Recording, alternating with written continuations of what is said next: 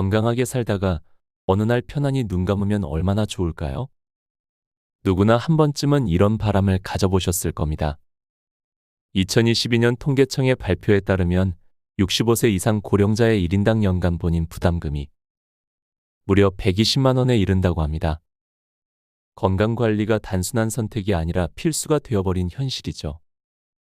이와 더불어 나이가 들면 요양원에 대한 고민도 피할 수 없습니다. 많은 어르신들이 가족의 권유로 요양원을 선택하지만 그곳이 정말 편안한 안식처가 될 수 있을까요? 오늘은 한 어르신의 이야기를 통해 그 현실을 들여다보겠습니다. 김 씨는 올해로 76세입니다. 평생 자식들에게 짐이 되지 않으려 애써왔고 이제는 스스로의 힘으로 살아가는 게 남은 목표였습니다. 하지만 몇 달 전 넘어지면서 다리를 다쳐 거동이 불편해졌습니다. 아버지, 요양원에 계시면 우리도 걱정 덜고 아버지도 더 편하실 거예요.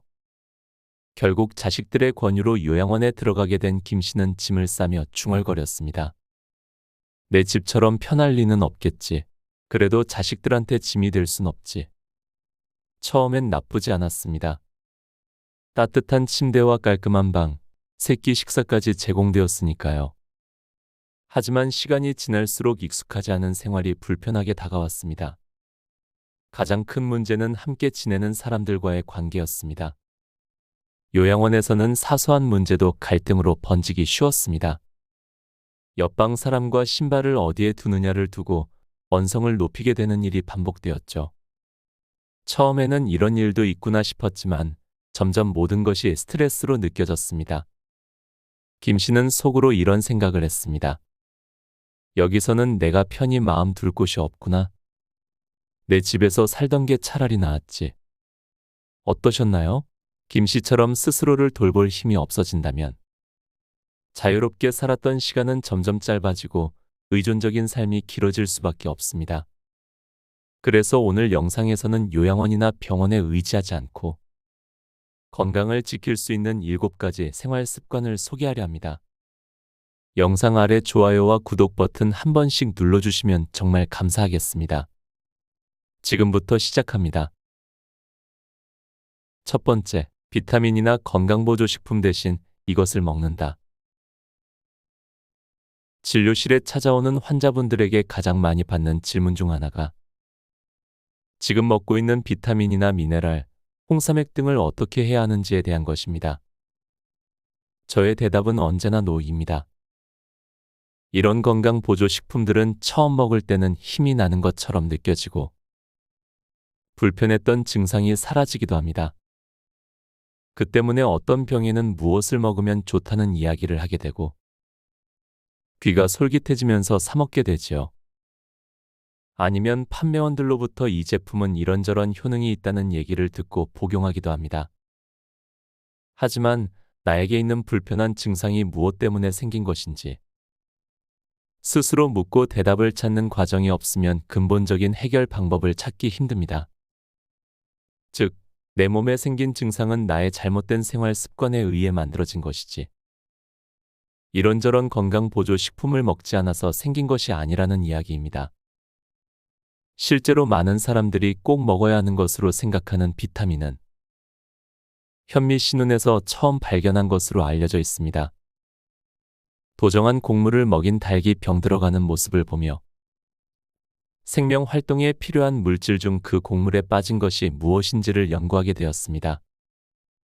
그 과정에서 통곡물에 있는 물질을 도정할 때 제거된 결과임을 발견했습니다. 따라서 우리의 근본적인 해결책은 통곡물로 돌아가면 되는 것입니다. 이것은 무슨 의미일까요? 즉, 싹을 틔울 수 있는 완전한 형태의 현미를 매일 섭취하면 괜히 비싼 돈 주면서 비타민을 사 먹을 필요가 없다는 이야기입니다. 그런데도 씹기 힘들고 거칠다는 이유로 현미를 멀리하면서 영양이 부족한 백미로 밥을 해먹고 나서 부족한 부분이 있으니 비타민제로 보충해야 한다는 것은 그야말로 앞뒤 안 맞는 말이 되는 것입니다. 병원을 찾는 환자분들에게 지금 드시고 있는 건강보조 식품들을 모두 버리라고 했을 때 그분들이 비싼 것이라면서 아까워하시는 것을 자주 보게 됩니다. 이분들은 비싸고 희귀한 것을 먹으면 몸이 좋아질 것이라는 믿음을 가지고 있었던 것입니다. 만약 비싸고 희귀한 것들이 우리 몸을 건강하게 만들어준다면 이런 것을 마음껏 사 먹을 정도의 능력 있는 부자들이 우리 사회에서 가장 건강하고 오래 사는 사람들이 되었을 것입니다. 하지만 현실은 꼭 그렇지 않습니다. 오히려 재산이 많은 사람들이 평균 수명도 채 누리지 못하고 일찍 사망하는 경우가 많다는 사실에서 알 수 있습니다. 반면에 서민일 뿐인 시어머니가 90세에도 특별한 질병 없이 며느리인 자신보다 더 건강하다거나 시골에서 농사일을 하며 자식들에게 수확물을 올려 보낼 정도로 기운이 넘친다는 이야기를 듣게 됩니다. 건강은 결코 돈으로 살 수 없습니다. 비타민보다 현미를 먼저 선택해 보세요. 두 번째, 좋은 소금을 충분히 먹는다. 소금 없는 음식을 먹으면 어떤 증상이 생길까요? 좋은 음식이라고 여기는 생채소와 덜 조리한 음식을 먹을 때, 또는 병원에서 제공하는 밥을 먹을 때 맛있게 느껴지지 않고, 먹다 보면 메스꺼리고 느끼하게 느껴지면서 토하고 싶어지는데, 그 이유는 바로 소금이 없으면 우리 몸에서 소화하기 어려워지기 때문입니다. 아무리 좋은 식자재를 가지고 음식을 만들어도 간을 맞추지 못하면 맛을 못 느끼게 되고 실제로 소화도 되지 않아 힘을 내기가 어렵습니다. 그러다 보니 빨리 힘을 내는 음식에 탐닉하게 되고 이런 음식은 혈당의 상승과 함께 우리 몸에 나쁜 콜레스테롤과 중성지방을 높이는 결과를 만듭니다. 때문에 채식을 하는데도 콜레스테롤과 중성지방의 수치가 떨어지지 않는다면 너무 싱겁게 먹고 있지 않은지 한번 돌아보아야 합니다. 소금을 충분히 먹어야 한다는 이야기를 하면 대부분 하루에 얼마나 먹어야 하는지 묻습니다. 그러면 저는 병이 생겼을 때에는 균형이 깨진 것이므로 처음에는 소금 먹는 연습을 하기 위해서라도 아침부터 잠들기 전까지 하루 종일 입에 물고 있으라고 합니다. 그렇게 소금을 먹어도 하루에 섭취하는 양은 한계가 있습니다. 진료실에 찾아온 환자들에게 처음 소금을 입에 넣게 하면 어떤 사람들은 맛있다고 하지만 대부분의 환자들이 짜다면서 뱉어내기 일쑤입니다. 하지만 그랬던 사람들도 하루 이틀 지나면서 소금이 이렇게 맛있는 줄 몰랐다고 말합니다. 바로 그것입니다. 제가 원하는 것은 소금의 맛을 느낄 만큼 입맛이 바뀌었다면 그 다음부터는 단 것이 싫어진다는 것을 의미합니다. 그래야만 밖에서 사 먹는 음식이 얼마나 단 음식이었는지를 느끼게 됩니다. 예전에 맛있게 먹었던 식당 밥이 너무 달다는 것을 느껴야만 식습관이 바뀌고 그럴 때 몸은 변합니다. 결국 질병의 치유는 맛있게 느껴졌던 맛의 기호가 바뀌는 과정입니다. 이게 바로 소금의 비밀입니다. 세 번째, 우유를 자주 마시지 않는다. 어른들 중에는 특히 갱년기의 여성분들 중에는 뼈 건강을 위해 매일 우유를 드시는 분들이 있습니다. 이분들 또한 생활 습관을 보면 곡식 같은 것을 씹어서 먹기보단 우유나 과일 같은 부드러운 음식으로 식사하는 경향이 있습니다. 매일매일의 식사를 통해 충분한 에너지와 영양소를 얻어야 하는데도 먹기 쉬운 것들로 식단을 채우는 것입니다. 그 결과가 어떻겠습니까? 제일 먼저 소화기관의 불편함을 호소하고 있습니다. 항상 속이 더부룩하면서 소화가 잘 안 되고 가스가 많이 차고 변의 형태가 좋지 않은 것을 보게 되는데 이런 일들이 지속되면 자주 피곤하고 일상생활이 힘들어집니다. 또 변비로 고생하는 분들은 우유를 발효시킨 요구르트를 먹고 좋아졌다고 말합니다. 하지만 이는 장이 건강해져서가 아니라 우유에 들어있는 카제인이라는 단백질 때문인 것으로 알려져 있습니다. 카제인은 우리 몸에 없는 단백질이므로 소화기관에서 흡수하지 않으려고 설사를 일으킵니다. 바로 이런 현상을 이용하여 약한 설사를 만들면 변비를 해결할 수 있기 때문에 건강식품인 양광과며 장까지 살아서 가는 유산균이라는 말로 현혹하는 것입니다. 변비는 유제품을 먹지 않아 생긴 것이 아닙니다. 잘못된 식생활을 했기 때문에 장운동이 저하되고 아랫배가 차가워진 것이 원인이므로 전반적인 식생활을 점검해야 합니다. 그저 우리 몸에 독소를 만들고 해로운 영향을 주는 발효유로 해결하는 방식은 결국 더 큰 질병을 만들어낼 뿐입니다. 더 나아가 우유를 만들어내는 과정에도 많은 환경적인 문제가 발생하고 불필요한 호르몬과 간접적인 항생제 섭취를 하게 된다는 것은 널리 알려진 사실입니다. 이제부터라도 우유는 송아지에게 돌려주고 젖의 형태는 음식을 제대로 먹지 못하는 유아기에만 먹는 것이 인간에게 올바른 식사인 것을 알아야겠습니다. 우유는 손자들에게 양보해 보세요. 네 번째, 창문을 자주 연다. 암이나 중증 질환을 극복한 사람들의 인터뷰에 한결같이 나오는 것 중 하나가 도시 생활을 접고 산속으로 들어갔다는 이야기입니다. 산속으로 들어갔을 때 가장 득을 보는 것이 바로 산소 호흡입니다. 도시의 공기보다 훨씬 높은 농도의 산소를 들이마시면서 활동할 수 있게 하는 것이 병든 몸을 회복하고 건강하게 만드는 비결인 것입니다. 간암을 앓았지만 지금은 암세포가 있던 흔적만 남고 암이 사라졌다는 판정을 받은 환자분이 기억납니다. 저희 병원에서 시기에 대한 기본적인 정보를 익힌 뒤 곧장 강원도 산골로 내려가 새벽에는 추우나 더우나 방문을 활짝 열어 풍욕을 하고 아침부터 산에 올라 물줄기가 폭포처럼 쏟아지는 바위에 앉아 책도 읽고 낮잠도 자고 내려오는 길에 나뭇잎과 질경이 민들레 잎을 따서 현미밥과 함께 식사하면서 그분은 간암을 이겨냈습니다. 복수가 차서 만삭의 임신부보다 더 배가 나왔다며 발끝이 보이지 않는다고 말씀하실 만큼 위급해 보이던 분이었지만 몸에서 필요한 것들을 조금씩 맞추어 주면서 우리 몸이 치유해 가도록 한 용기 있는 분이었습니다. 그 비결 중에 시골의 맑은 공기도 한몫했을 것이라는 점은 의심할 여지가 없습니다. 몸이 춥다고 또는 감기 든다고 이중창으로 된 아파트에서 바깥 공기와 완전히 차단된 생활을 오래 하면 폐는 굳어버립니다. 폐가 굳으면 산소 공급에 문제가 생기고 산소가 제대로 공급되지 않으면 우리 몸의 세포가 일을 하지 못합니다. 그래서 체온도 올리지 못하고 혈액순환에 문제를 일으키면서 질병이 생길 수 있습니다. 산소 부족이 암의 원인이 된다는 주장은 벌써 오래전부터 있어 왔습니다. 따라서 이제부터는 창문을 열어야 합니다. 특히 잠을 잘 때 창문이 조금이라도 열려 있어야 하는데 잠을 자는 동안 충분한 산소 공급이 이루어져야 하기 때문입니다. 몸은 보온이 되도록 이불을 덮지만 코끝에는 차가운 바람이 들어오도록 열어두어야 하는 것입니다. 한겨울에도 마찬가지입니다. 우리는 잘 느끼지 못하지만 하루 일과에서 수면은 꽤 많은 시간을 차지합니다. 이 시간 동안 우리 몸에 산소가 충분히 공급되어야 밤사이 망가진 부분을 복구하고 상쾌한 아침을 맞이할 수 있습니다.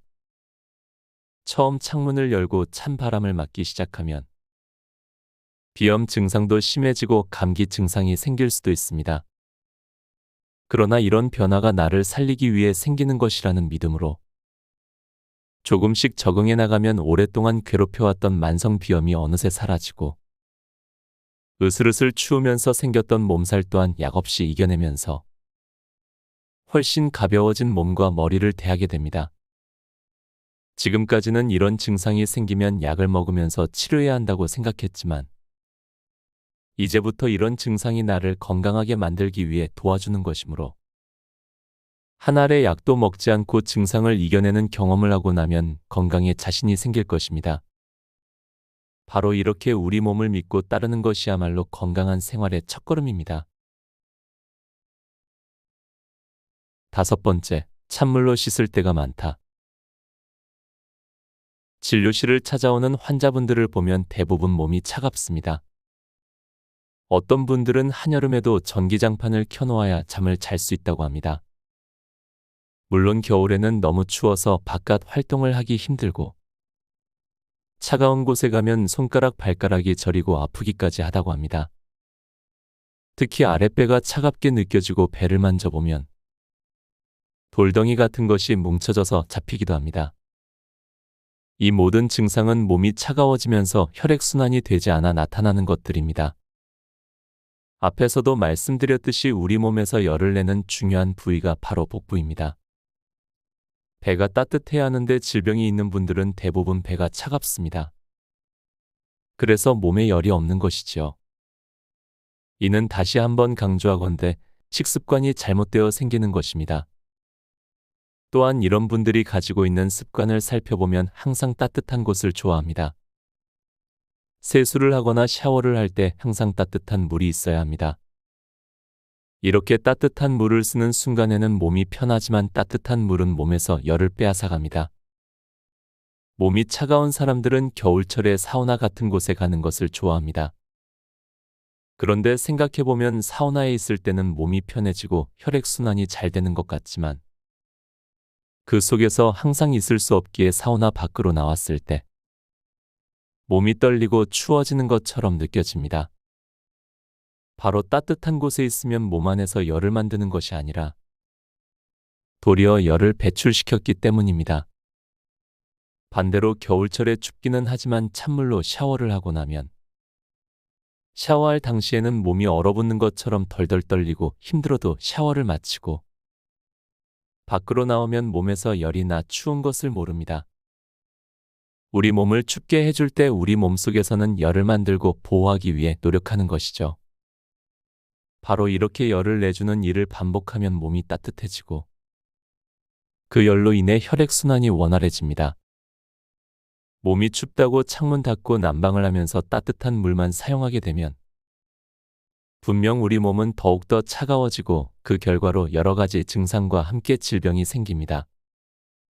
저의 병원에 내원하는 분들에게 이런 설명을 드리고 나서 이제부터라도 찬물로 샤워하라고 권하면 대부분 어떻게 찬물로 할 수 있냐고 반문하면서 본인은 찬물에 조금이라도 닿으면 온몸이 얼어붙는다고 합니다. 그러나 이제까지의 잘못된 생활 습관으로 생긴 질병을 치유하고 몸이 건강해지기 위해서는 찬물을 가까이 해야 합니다. 처음에는 조금 힘들지만 자주 반복하면 익숙해집니다. 이런 일이 가능한 것은 물론 식습관을 바꾸었기 때문이기도 합니다. 올바른 식생활을 통해 몸에서 열을 낼 수 있는 상황이 되니 찬물로도 샤워할 수 있는 체력이 생기는 것이죠. 그리고 차가운 물로 씻으면 우리 몸의 해독 작용이 왕성해집니다.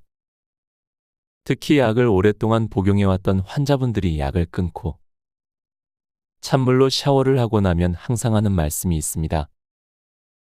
본인은 잘 몰랐는데 샤워를 마친 뒤 욕실에 들어오는 가족이 약 냄새 같은 것이 난다고 이야기한다는 것입니다. 맞습니다. 찬물로 샤워를 하면서 혈액순환이 좋아져 온몸 구석구석 쌓여있던 약 성분이 몸 밖으로 배출되어 나타나는 현상입니다. 항암제 같은 약을 썼던 환자들에게 더 잘 나타나곤 합니다. 1년 365일 내내 찬물로 샤워할 수 있게 몸을 단련해 보십시오. 매일 아침이 상쾌해질 것이고 머리가 맑아지고 힘이 넘치는 하루를 보내게 될 것입니다. 6번째, 약을 끊으려고 노력한다.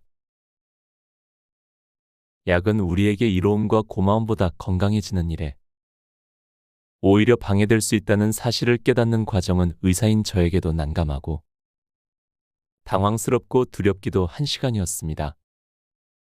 많은 약을 복용하는 입원 환자에게 식사를 바꾸게 하고 이제는 약을 끊어야 한다는 이야기를 처음 했던 때가 기억납니다. 책을 통해 확신을 얻기는 했지만 약을 끊게 하면 어떤 변화가 올지 아직 경험하지 못한 시기였으니까요. 그래서 복용하고 있는 약들의 리스트를 보고 하나씩 줄여가며 변화를 관찰해 보았습니다. 만약에라도 환자에게 문제가 생기면 모든 책임은 담당 의사였던 저에게 있기 때문에 상당히 조심스러웠고 두렵기까지 했습니다. 한데 이게 웬일입니까? 약을 끊으면 뭔가 안 좋은 일들이 생기면서 환자가 힘들어할 것 같았는데 약을 줄여나갈수록 원기를 회복하고 힘이 생기는 것을 볼 수 있었습니다. 아, 이게 무슨 일입니까? 한 사람에게만 일어난 일이 아니라 이 사람도 저 환자도 모두에게 똑같은 일들이 생기는 것이었습니다.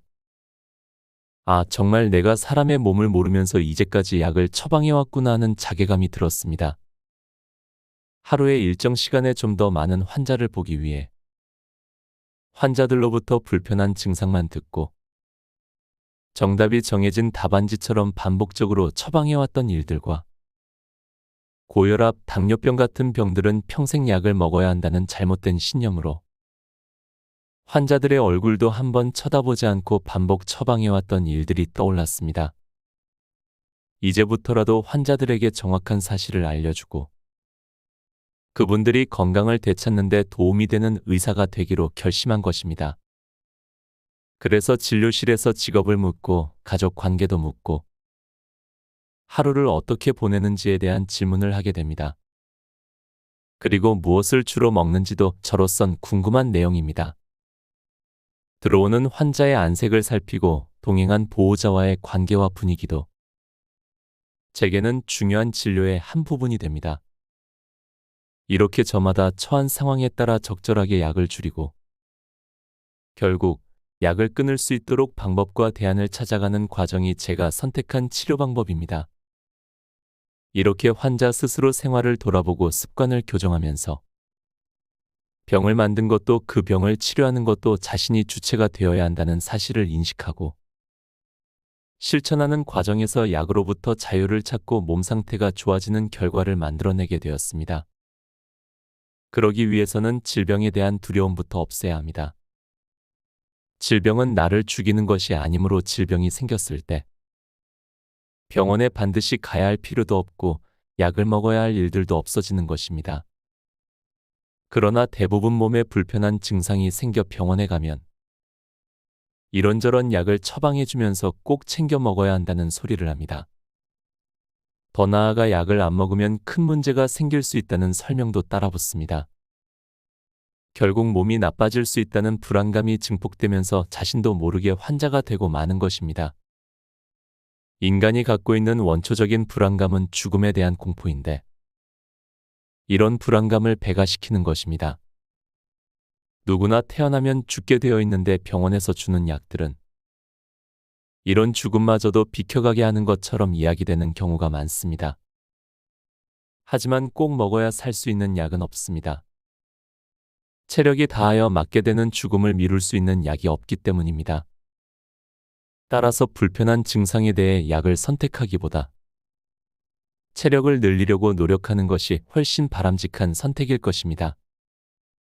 질병에는 분명한 원인이 있습니다. 그리고 그 원인을 제공한 것은 자기 자신입니다. 내가 만든 질병을 누가 고쳐야 하겠습니까? 나 외에는 그 누구도 어떤 물질도 질병을 치유할 수 없습니다.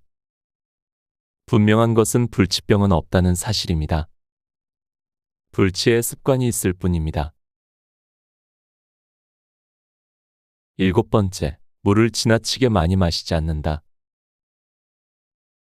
언제부턴가 하루 8잔의 물을 마시는 것이 좋다고 하여 많은 사람들이 따라하고 있습니다.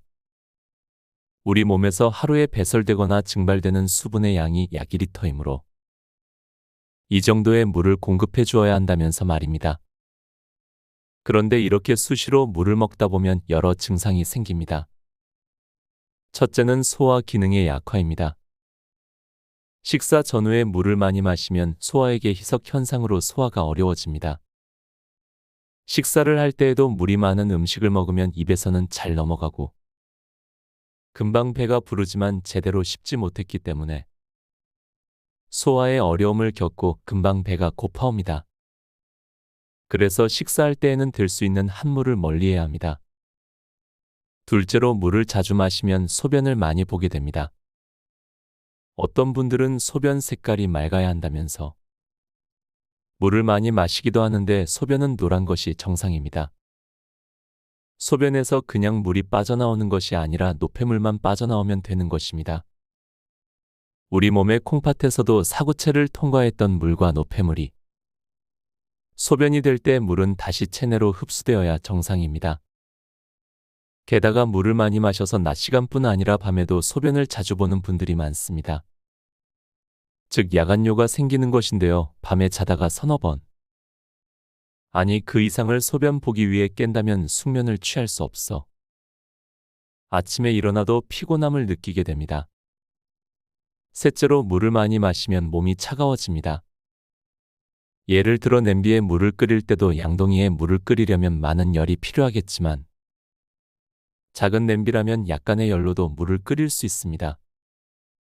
우리 몸에도 불필요한 물이 많으면 체온을 올리기 힘들어지고 그 때문에 불필요한 물을 배출하기 위해 땀을 많이 내게 한다든지 설사를 만들기도 합니다. 밤에 자면서 식은땀을 흘리는 것도 같은 이유입니다. 몸이 차갑다고 생각되는 분들은 물부터 줄여보십시오. 그러면 좀 더 따뜻해지는 몸을 만나게 될 것입니다. 넷째로 물을 많이 마시면 지구력이 떨어집니다. 물은 우리 몸에서 세포 속으로 들어가야 활성화될 수 있습니다. 세포 바깥에 물이 잔뜩 있어도 세포 속으로 들어오지 못하면 에너지화되지 못합니다. 즉 세포 속에는 물이 없기 때문에 목마름을 느끼고 물을 많이 마시지만 실제로는 갈증이 해소되지 않는 것입니다. 실제로 한여름에 땀을 많이 흘리고 나서 갈증을 해소하기 위해 물을 많이 마셨는데 갈증 해소가 제대로 되지 않았던 경험이 있을 것입니다. 이때는 소금을 약간 먹으면 갈증이 해소되는데 바로 이 소금이 세포 속으로 물을 넣어주는 기능을 하기 때문에 세포가 활성화되면서 갈증이 해소되는 것입니다. 물론 평소에 소금 섭취를 충분히 해주는 사람은 육체적인 일을 심하게 해도 갈증이 많이 나지 않습니다. 평상시 세포 속에 수분이 충분히 있기 때문이죠. 그래서 식사 때 섭취하는 수분만으로도 하루를 살아가는데 부족함이 없어 갈증을 느끼지 않게 되고 하루 종일 물 한 잔 마시지 않고도 살아가게 됩니다. 마라톤 같은 운동을 하는 사람들에게도 물을 많이 마시면 지구력이 떨어진다는 것은 널리 알려진 사실입니다. 물을 많이 마셔야 한다고 주장하는 사람들은 물을 통해 노폐물을 제거해야 한다고 이야기하지만 우리 몸에서 노폐물은 지방의 형태로 존재합니다. 기름이 물에 녹지 않는 것처럼 물을 아무리 많이 먹는다 해도 우리 몸의 노폐물은 쉽게 제거되지 않습니다. 또한 몸에 생긴 노폐물을 제거하려고 노력하는 것이 아니라 노폐물이 적게 생기는 식사를 하는 것이 더 중요하다고 생각합니다. 그래서 올바른 식사를 통해 세포가 건강해지면 갈증도 없어져 물을 마시지 않고도 건강하게 살 수 있습니다. 마라톤을 하거나 격렬한 운동을 하는 사람들에게도 물을 과다하게 마시면 지구력이 떨어질 수 있다는 점은 이미 잘 알려져 있습니다. 즉, 물은 필요할 때 적당량만 섭취하는 것이 중요합니다. 갈증 해소를 위해 물을 마시는 것보다 더 중요한 것은 몸이 필요로 하는 만큼만 수분을 섭취하는 습관을 들이는 것입니다. 과도하게 물을 마시는 대신 올바른 식습관을 통해 세포 내 수분의 균형을 유지해야 합니다. 필요 이상의 물 섭취는 몸에 부담을 주고 오히려 건강에 악영향을 끼칠 수 있다는 사실을 기억하세요. 곁에 두고의 짧은 생각. 오늘은 건강한 노년을 위한 7가지 생활 습관에 대해 이야기해 봤습니다. 어떤 건 너무 간단해 보였을 수도 있고, 어떤 건 지금까지의 습관과 너무 다르다고 느껴질 수도 있습니다. 하지만 하나는 확실합니다. 우리 몸은 스스로 치유할 능력을 가지고 있습니다. 이제까지 살아온 방식을 조금만 바꿔도 우리 몸은 그 변화에 응답할 준비가 되어 있습니다. 비타민 대신 자연 그대로의 음식을 선택하고 찬물로 몸을 깨우며 창문을 열어 산소를 마시고 물을 마실 때에도 내 몸이 필요로 하는 만큼만. 단순하지만 강력한 이 습관들은 우리 몸에 힘을 되돌려주고 병원이나 약에 의존하지 않는 삶을 가능하게 만들어줍니다. 지금 이 순간부터라도 하나씩 실천해 보세요. 한 가지라도 꾸준히 실천하면 그 변화는 반드시 여러분의 몸에 흔적을 남길 것입니다. 몸은 우리가 노력한 만큼 바뀝니다. 그리고 그 변화는 여러분의 노년을 더 편안하고 행복한 시간으로 만들어줄 것입니다. 오늘도 함께 해주셔서 감사합니다. 책, 의사의 반란을 읽고